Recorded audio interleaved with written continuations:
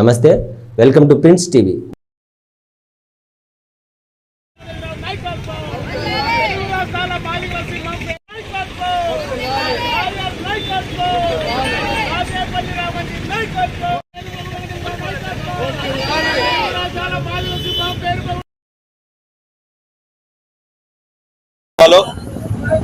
రాష్ట్ర ప్రధాన కార్యదర్శి కుంటిమద్ది ఓబులేసు, రాచేపల్లి రామాంజనేయులు, మద్దిలేటి, అలాగే లాయర్ గారు, అలాగే రజనీకాంత్, అలాగే నాగరాజు, ఇలా పేరు పేరున ఎన్నో పేర్లు ఉన్నాయి కాబట్టి అందరూ సమయానికి చెప్పలేం.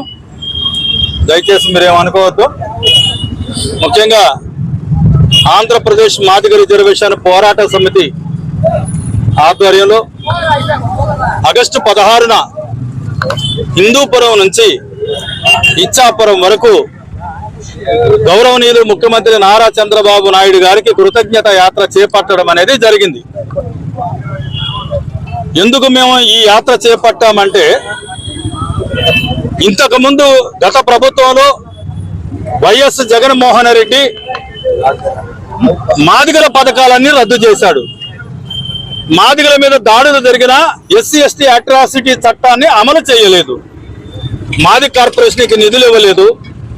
ఎస్సీ వర్గీకరణకు ఎన్నోసార్లు ప్రధాని మోడీని కలిసిన ఒక్కసారి కూడా మాదిగల విషయాన్ని కేంద్ర ప్రభుత్వంలో ఆయన అనుకూలంగా ఉండి కూడా ఎప్పుడు కూడా మాట్లాడలేదు. కాబట్టి మాదిగలు నష్టపోవడానికి, మాదిగ కార్పొరేషన్కి నిధులు ఇవ్వకపోవడం, లీడికాప్ పరిరక్షణ కోసం దాని ఆస్తుల్ని కాపాడకపోవడం, ఇలా ఎన్నో పథకాలు ఉంటే వాటన్నిటి గురించి కూడా ఆయన నిర్లక్ష్యం చేయడం, 27 పథకాలను రద్దు చేయడం ఏదైతే ఉందో మాదిగలు తీరని నష్టం జరిగింది. కాబట్టి మాదిగల వ్యతిరేకి జగన్మోహన్ రెడ్డిని ఈ ఎన్నికల్లో ఓడించకపోతే మాదిగలకు భవిష్యత్తు లేదని గుర్తించి నారా చంద్రబాబు నాయుడు గారు వస్తేనే సంక్షేమ పథకాలు అమలవుతాయి, మాదిగలకి సామాజిక న్యాయం జరుగుద్ది, ఎస్సీ వర్గీకరణకు చట్టబద్ధత తీసుకురాగలిగే సమర్థుడు నారా చంద్రబాబు నాయుడు గారని మేము గుర్తించి గత ఎన్నికల్లో 2024 సార్వత్రిక ఎన్నికల్లో ఆంధ్రప్రదేశ్ మాదిగ రిజర్వేషన్ పోరాట సమితి ఆధ్వర్యంలో పెద్ద ఎత్తున ఆ పార్టీకి మద్దతు ఇచ్చాం. తెలుగుదేశం పార్టీ అధికారంలోకి రావడానికి మరి పెద్ద ఎత్తున కృషి చేశాం. అదే సందర్భంలో మరి నారా చంద్రబాబు నాయుడు గారు ఒక మాట అన్నాడు, ఎస్సీ వర్గీకరణ చేస్తా, పెద్ద మాదిగని అవుతానని చెప్పేసి ఆయన బలమైన ఆ భరోసా మాదిగలకి ఇచ్చాడు. జిల్లాలను యూనిట్ గా తీసుకొని చేస్తానని చెప్పాడు.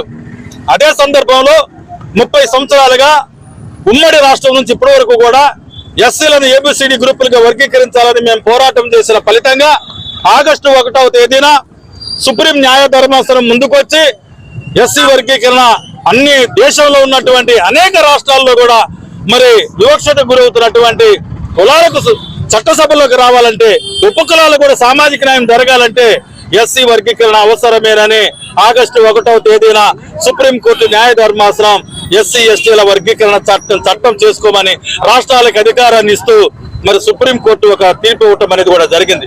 ఈ తీర్పు మేము చీఫ్ జస్టిస్ చంద్రచూడ్ గారి నాయకత్వంలో, నేతృత్వంలో వచ్చినందుకు వారికి మేము కృతజ్ఞతలు తెలియజేస్తున్నాం. ఇరు రాష్ట్రాల చైర్మన్ ఏడుపోగు వెంకటేశ్వరరావు గారి నాయకత్వంలో నిన్న నెల 16వ తారీఖున హిందూపూర్ నుంచి రథయాత్ర, చంద్రబాబుకి మాదిగల కృతజ్ఞత యాత్ర ప్రారంభించాం.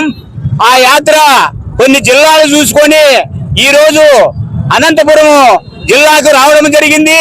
ఈ యాత్ర యొక్క ముఖ్య ఉద్దేశం ఏదైతే ముఖ్యమంత్రి చంద్రబాబు నాయుడు గారు ఇదివరలో ఎస్సీ వర్గీకరణ చేసి దాదాపుగా 25,000 మంది ఉద్యోగాలు వచ్చాయి. కాబట్టి ఈ రోజు సుప్రీంకోర్టు న్యాయమూర్తులు మనకి ఎస్సీ వర్గీకరణ ఎక్కడ రాష్ట్రం అక్కడ ముఖ్యమంత్రులు చేయొచ్చని చెప్పనని ఒక తీర్పు ఇవ్వడం వల్ల ఆ తీర్పును వెంటనే అమలు చేస్తాడనేటువంటి ఉద్దేశంతోనే ఈ యాత్ర ప్రారంభించాము.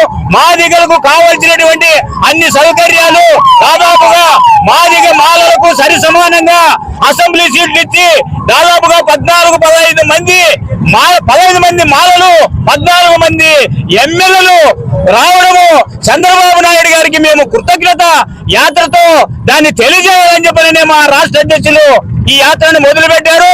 దానికి ముఖ్యంగా ఈ జిల్లా నుంచి, మన ఉమ్మడి జిల్లా నుంచి జిల్లా అధ్యక్షులు రామాంజనప్ప, మధ్యలేటి రామాంజనేయులు, మిగతా నాగరాజు, మిగతా చాలా మంది ఇక్కడ నా కుల బంధువులందరూ, నా కుల అక్కలు చెల్లెళ్ళు, నా సోదరులందరూ కూడా, నా రక్త బంధువులందరికీ పేరు పేరున ధన్యవాదాలు.